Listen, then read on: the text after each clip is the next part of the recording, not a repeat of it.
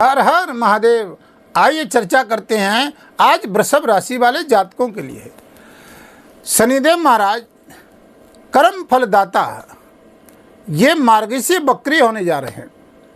और देखिए, जब ये मार्गी से बकरी होंगे तो इनका समय 137 दिन का है। अब देखिए, ये कोई छोटा समय नहीं, बहुत लंबा समय है, 4 महीने का समय है। अब ये हमारी अपनी ही वृषभ राशि पर इनका क्या प्रभाव रहेगा, क्या फल प्रदान करेंगे, सकारात्मक या नकारात्मक।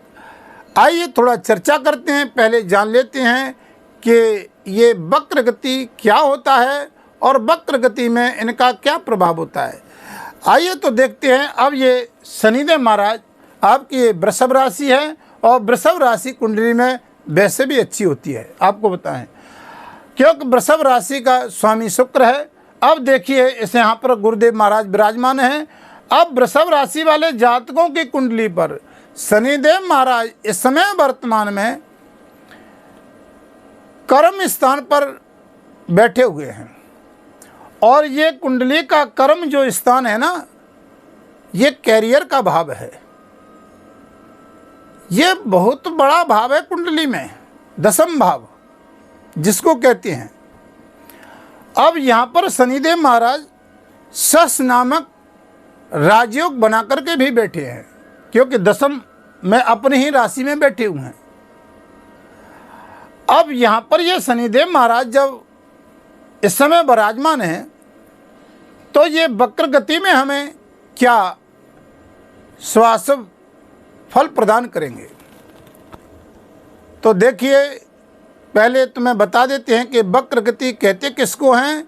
ये देखिए, सारे ग्रह सूर्य के चक्कर लगाते हैं और जब ये अपने लक्ष्य तक नहीं पहुंच पाते हैं, जब इनकी गति स्लो हो जाती है, इनकी गति कम हो जाती है, उसको हम वक्र गति कहते हैं। और वक्र गति में ये फल यानी एक राशि पीछे का फल देने लग जाते हैं। तो अब तक आपके ये कर्म भाव यानी कैरियर में फल दे रहे थे, कब तक देंगे? 29 जून तक। और 29 जून के बाद ये शनिदेव महाराज आपके भाग्य स्थान पर फल देने लग जाएंगे। ये हो गया आपका बकरी, इसको बकरी कहते हैं। एक फल पीछे के भाव को फल देना प्रदान कर देते हैं। अब देखिए, वक्र गति में हमको क्या क्या वो फल प्रदान करेंगे। अब देखिए, शनिदेव की 3 दृष्टियां होती हैं और जहाँ से बैठते हैं वहाँ से 3 दृष्टियों से देखते हैं। तो एक भाव से तीसरी दृष्टि इनके तीसरे स्थान पर होती है, एक दृष्टि सप्तम भाव में होती है और तीसरी दृष्टि दशम भाव में होती है। तो अब देखिए कि ये आपकी तीसरी दृष्टि से अब तक ये दृष्टि दे रहे थे, आपके द्वादश भाव पे पड़ रही थी। यहाँ पर नीच की दृष्टि से फाइनेंशियल समस्याएं आ रही थी। जिसको आपने पैसा दे दिया वो पैसा लौटा करके वापस नहीं दे रहा था। कुछ विदेश में रहने वाले जातकों को तो लाभ मिल सकता है, यात्रा का लाभ मिल सकता है, लेकिन यहाँ पर आपको तीसरी दृष्टि से, नीच की दृष्टि से फाइनेंशियल थोड़ी सी परेशानियों का सामना करना पड़ रहा था। अब देखिए, ये वक्र गति में आएंगे तो आपके भाग्य स्थान पर भी अपना प्रभाव दिखाएंगे और भाग्य स्थान को देखेंगे। यहाँ से आपको लाभ की यानी जो गतियाँ हैं वो प्रदान करेंगे। तो वक्र गति में हमें हमारी अपनी ही राशि पे काफ़ी इनका प्रभाव रहता है, क्योंकि कर्म के दाता हैं, न्याय के दाता हैं और कर्म क्षेत्र में और कैरियर क्षेत्र में वृष राशि वाले जातकों पर बैठे हुए हैं। राजनीति करने वालों को तो बहुत बड़ा लाभ मिलेगा। अचानक ही अकस्मात ही उनको किसी पद की पदोन्नति हो सकती है, राज्य सत्ता में लाभ मिल सकता है, राज्यसभा में चाहे लोकसभा में। जो राजनीति में आगे बढ़ रहे हैं उनको लाभ की गतिविधियां दिखाई देती हैं, क्योंकि शश नामक राजयोग यहाँ पर बनता है। अब देखिए, हमें शनिदेव महाराज के चाहे वो 7.5 हो और चाहे वो ढैया हो, इस समय वृष राशि पे न 7.5 का प्रभाव है न ढैया का है। अब देखिए कि ये शनिदेव महाराज हमारे कैरियर कर्म भाव में है। हमारा ये मायना रखता है कि जन्म कुंडली में आपके किस भाव में बैठे हैं, कहाँ पर बैठे हैं, उच्च के या नीच के हैं, और इनकी दशा अंतर दशा में किसका प्रत्यंतर अंतर चल रहा है, ये बहुत बड़ा मायना हो। तो वृषभ राशि वाले जातक, कई जातकों को इस वक्र गति में बहुत बड़ा लाभ भी होगा, कई जातकों को थोड़ा नकारात्मक भी फल देखना पड़ सकता है। अब हमको अपनी कुंडली का विश्लेषण करके जरूर देखना चाहिए कि हमारी कुंडली में कहीं शनिदेव नीच के तो नहीं है, कहीं डिग्री वाई कम तो नहीं है जो हमको फल प्रदान नहीं मिल रहा है। अच्छा ग्रह चलने के बाद भी, यानी दसम स्थान में बैठने के बाद भी डिग्री कम तो नहीं है, हमें क्यों फल नहीं प्रदान हो रहा? क्योंकि कर्म की दाता है। तो जन्म कुंडली का विश्लेषण जरूर करवाएं।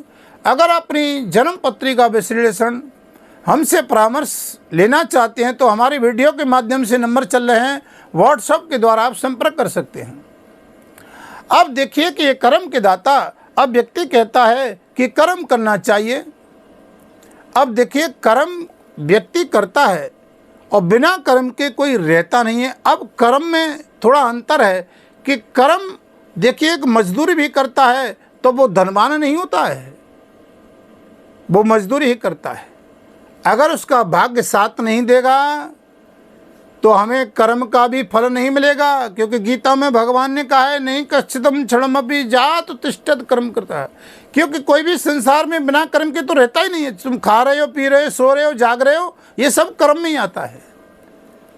लेकिन हमें कर्म कौन सा अच्छा करना चाहिए, हमको जब शनि की महादशा चल रही हो इसमें थोड़ा बहुत ध्यान देने की बात है। उस समय हमको पूजा पे ध्यान देना चाहिए, मंत्र जाप पे ध्यान देना चाहिए। शनि अगर हमारी कुंडली में कमज़ोर है तो शनि के मंत्रों का जाप करना चाहिए। कलयुग के हिसाब से 19,000 संख्या है, वैसे चौगनी है, यानी 1 दशांश के हिसाब से इनका 1 लाख जाप करना चाहिए, तब हमको श्वास फल प्रदान करते हैं। आप तप करोगे तो लाभ मिलेगा, क्योंकि तप से एनर्जी आती है शरीर में, तब से हमारे शरीर में जो आत्मा है, क्योंकि आत्मा ही परमात्मा है कि कुंडली के आधार से अगर आप देखते हैं तो हमारी कुंडली में जो सूर्य है वो एक आत्मा है, और सूर्य को नारायण प्रत्यक्षो नारायण हरि कहा गया है। अब कुंडली के आधार से आप देखते हैं कि हम कर्म करें और भजन न करें तो हमें लाभ मिल जाए तो नहीं मिलेगा, तब करना पड़ेगा, भजन करना पड़ेगा, उस ग्रह का मंत्र का जाप करिए, क्योंकि जब तक दवा नहीं लेंगे, औषधि नहीं लेंगे, फल नहीं मिलेगा। हमें कब कुंडली में फल मिलेगा, ये दशा आ गई वो, अरे भैया जाप भजन करना पड़ेगा, तब उस ग्रह तुमको लाभ देंगे कुंडली में। आप देखे हैं कि स्वामी प्रेमानंद जी महाराज जी भी इस बात पे जोर देते हैं कि अगर भक्ति मार्ग में आप जाओगे तो शरीर में कितना भी तनाव हो और कोई दिशा भी चल रही हो तो भक्ति मार्ग पर जाने से हमको जो तनाव की स्थिति है वो भगवान का तप करने से, भजन करने से भी हमको एहसास नहीं होता है, हमारा समय गुजर जाता है। तो ये शनिदेव महाराज आपके भाग्य स्थान में, कि देवगुरु बृहस्पति आपके लगन में बैठे हुए हैं, भाग्य भी साथ देगा। अब देखिए यहाँ पर जो शिक्षा की दृष्टि से, यात्रा की दृष्टि से बहुत लाभ मिलेगा। अब आप देखिए, आप डॉक्टर हैं, इंजीनियर हैं, लोहे का काम करते हैं, कोयले का काम करते हैं, इन सारे कार्यों के अंतर्गत जो शनिदेव का आता है आपको बहुत लाभ प्राप्त होगा। ये भाग्य साथ देगा। थोड़ा भजन करना पड़ेगा, कोई भी ग्रह हो लेकिन भजन करिए, ठीक है। अब शनिदेव की एक दृष्टि यानी आपके सप्तम भाव में पड़ रही है, तो आपका ये चतुर्थ भाव आ रहा है। तो चतुर्थ भाव तो ये सुखों का होता है, वाहन का, प्रॉपर्टी का, तो यहाँ पर आपको लाभ मिलेगा। माता का अगर स्वास्थ्य खराब चल रहा था, माता के स्वास्थ्य आप चिंतित थे, तो माता के स्वास्थ्य में आपको लाभ मिलेगा। अब देखिए इनकी दसम दृष्टि आपके यानी सप्तम भाव पे पड़ रही है। ये आपका मैरिड लाइफ का होता है, ये आपके व्यापार का होता है, आपके कर्म क्षेत्र का होता है। देखिए, हमारे विवाह में जो रुकावटें आ रही थी, विलम्ब हो रहा था, विवाह में परेशानियां चल रही थी, तो विवाह के कार्य बनेंगे, यहाँ लाभ मिलेगा। व्यापार की क्षेत्र में आपको लाभ मिलेगा।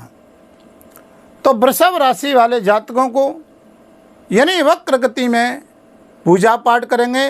वो हमें कौन से शनि महाराज की पूजा करनी चाहिए, वो कौन सा उपाय करना चाहिए जिससे हमारे जीवन में एक सकारात्मक ऊर्जा प्राप्त हो और हमें शनिदेव महाराज हम पर कृपा करें। तो आइए इन सब विषयों पे आपको बताते हैं कि ये शनिदेव महाराज के ये वक्र गति में यानी वृषभ राशि वाले जातकों को शनिदेव महाराज के मंत्रों का जाप करें। ओम प्राम प्रीम प्रोसय शनि नमः। देवगुरु बृहस्पति आपकी लगन में बैठे हुए हैं। विष्णु सहस्रनामा का पाठ, गोपाल सहस्रनामा का पाठ, भगवान विष्णु की पूजा, केले की पूजा आपके लिए बहुत लाभदायक है। गाय को आप कुछ खिलाएं गुरुवार के दिन, बहुत लाभ मिलेगा। चने की दाल, बहुत लाभ मिलेगा। आप देखिए, यहाँ पर आप शनिदेव को पूजा करें, तेल चढ़ाएं, आपको लाभ मिलेगा। यानी आप हनुमान चालीसा का भी पाठ करें, लाभ मिलेगा। सुंदरकांड का पाठ करें, लाभ मिलेगा। क्योंकि जो तप करहि कुमार तुम्हारी, भावी मैट सकई त्रिपुरारी। भोलेनाथ की भी पूजा करो। शनिदेव, राहु, केतु की भी दिशा में लाभ मिलता है। रुद्राभिषेक, महामृत्युंजय का जाप बहुत कारगर उपाय है, पूजा करिए। अंतिम चरण में आपको बताते हैं कि अगर अपनी जन्मपत्री का परामर्श अगर हमसे करवाना चाहते हैं तो वीडियो के माध्यम से नंबर चल रहे हैं, आप व्हाट्सएप के द्वारा संपर्क कर सकते हैं। वीडियो को यहीं विराम देते हैं। तब तक के लिए हर हर महादेव।